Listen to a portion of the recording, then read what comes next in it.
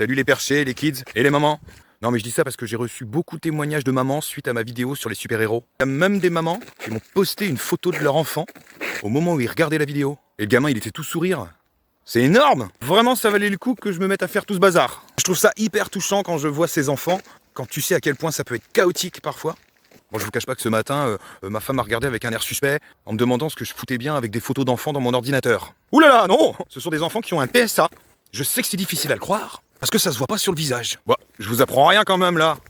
On peut le remarquer un peu en fonction de son comportement, ou alors si tu le connais bien, mais comme ça, à brûle pour point, j'avais envie de placer à brûle pour point. C'est un groupe de mots qui pour moi a une sonorité agréable. Tu peux pas le remarquer sur les traits du visage, à moins qu'il y ait une pathologie associée, un facteur génétique qui rentre en ligne de compte. Ok, mais c'est pas forcément la majorité des autistes. Mais alors pourquoi autant d'idées reçues? Faut remonter le temps. Bah, au départ il y a eu le Big Bang, après il y a les dinosaures qui ont débarqué. Non, je vais peut-être pas remonter si loin. Alors je vais vous parler un petit peu de l'histoire de l'autisme. Pour comprendre l'histoire de l'autisme, il faut remonter au siècle des Lumières. Je vais arrêter de faire cette voix nasillarde parce que j'arriverai pas à la tenir et en plus ça va vous agacer. Non, il faut savoir que depuis 150 ans, la compréhension de l'autisme a énormément évolué. En fait, jusqu'au siècle des Lumières, au XVIIIe siècle, l'autisme n'existait pas. Le handicap était considéré comme le résultat d'une volonté divine.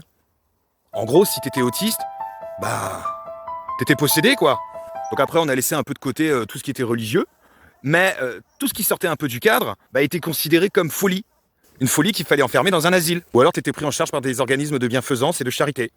Donc là, autant vous dire qu'on parle pas du tout d'autisme. Mais on commence à s'intéresser, à essayer de distinguer les différentes maladies mentales et autres curiosités comportementales. En 1908, 4 ans avant le naufrage du Titanic, mais ça n'a rien à voir, un éminent professeur autrichien, Theodor Heller, décrit un trouble qu'il présente comme une démence juvénile. Ach, was ist das? Ich weiß nicht. En fait, les enfants qu'on considère maintenant autistes, c'était des enfants séniles. 3 ans plus tard, un psychiatre suisse, Eugène Bleuler, décrit les symptômes d'une démence précoce chez les adultes, qu'il nommera schizophrénie. Et il établit la triade schizophrène, à savoir la psychose, la désocialisation, le repli sur soi. Et ce repli sur soi, il lui donna un nom. En empruntant au grec, il appela ça autismus. Et ça n'a rien à voir avec Autismus Prime dans Transformers. Je sais pas si tout le monde aura la référence. Mais il faut dire que M. Bleuler, il est hyper influencé par les travaux de psychopathologie et les idées de Freud. Sigmund Freud. Il va sans dire que ce qui s'appellera le TSA était jusqu'alors considéré comme de la simple folie.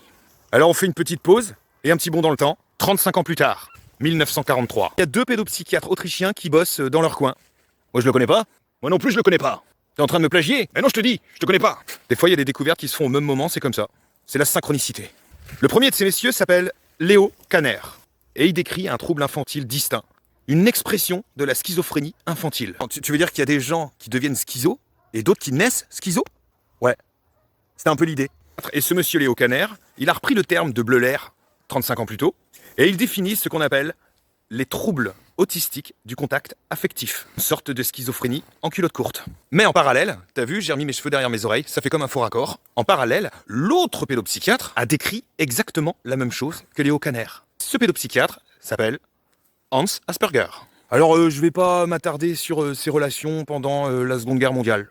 C'est pas le sujet. Les deux décrivent la même chose, à la différence que chez Léo Kanner, le focus est vachement orienté sur les sujets qui ont un déficit intellectuel. Alors qu'Asperger relève plutôt des pics de compétences dans certains domaines. Il faut préciser que l'autisme de Kanner n'a jamais été exclusif à la déficience intellectuelle, puisque parmi les sujets qu'il étudiait, il y avait des enfants qui n'étaient pas déficients intellectuels, et certains qui ont été pris à tort pour des attardés mentaux, alors que c'était pas le cas.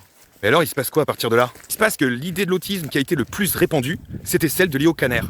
Parce que ses études ont été traduites, et pas celle d'Asperger. Ist ein großes Problem, ich bin traurig. De tout temps, l'histoire a été écrite par les vainqueurs, et surtout ceux qui ont des bons biographes. Et même si l'autisme de Kanner a pignon sur rue, mine de rien, il évoque déjà l'hypothèse d'une origine génétique à l'autisme. Mais il décrit aussi le milieu familial des enfants qu'il a étudiés. Et il explique que les parents sont assez froids et distants. Et à partir de là, et depuis ça, il y a 2 courants qui se font la guerre par rapport à l'autisme. Le courant génétique et neurodéveloppemental de l'autisme, et celui des carences affectives. Et ce qui est dingue dans cette histoire, c'est l'échantillon des sujets observés. 11 enfants. Léo Kanner a bâti sa théorie sur 11 cas. Waouh. 11 enfants et nous voilà partis pour 50 ans d'hypothèses explicatives de l'autisme par le spectre de la carence affective. Sympa pour les mamans? Mauvaise mère, vous n'êtes qu'un frigidaire. La charpentière d'une forteresse du vide. Et puis ça a eu des conséquences. Des enfants qui ont été placés, des accusations de maltraitance. Puis après, les gamins, du coup, ils ont été soignés avec des méthodes éducatives et thérapeutiques qui étaient elles-mêmes maltraitantes. Mais heureusement, ça a évolué. Maintenant, on parle de spectre, d'un trouble avec plusieurs symptômes communs.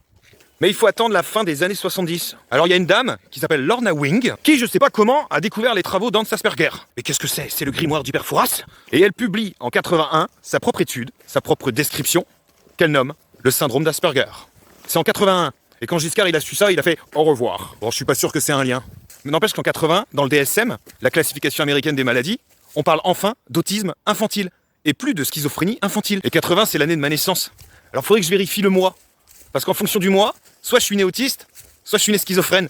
En 1983, année de sortie des Dents de la Mer 3, cette même psychiatre, Lorna Wing, pose les bases et pèse dans le game.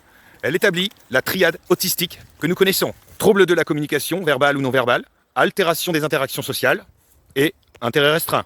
Le syndrome d'Asperger, mec! En 1987, là c'est l'année de sortie des Dents de la Mer 4, mais c'est un navet. L'autisme infantile devient trouble autistique. 1994, le trouble autistique devient trouble envahissant du développement. 2013, trouble du spectre autistique. TSA. En 2020, où on en est, le courant psychanalytique ne tient absolument pas la route. Bon, ça veut pas dire que les psychanalystes sont des cons, hein. Le problème, c'est quand c'est dogmatique, en fait. C'est quand il n'y a qu'un seul courant. Et le problème, c'est qu'il y a encore quelques dispositifs qui sont encore sous cette obédience. Faudrait qu'ils se sensibilisent un petit peu. Mais il y a aussi pas mal de professionnels d'orientation psychanalytique à la base qui s'intéressent de plus en plus au TSA. Et je trouve ça très bien. En résumé, on va dire que l'autisme ne se voit pas sur le visage. Ce n'est pas à cause de maman. C'est surtout que le cerveau s'est construit différemment.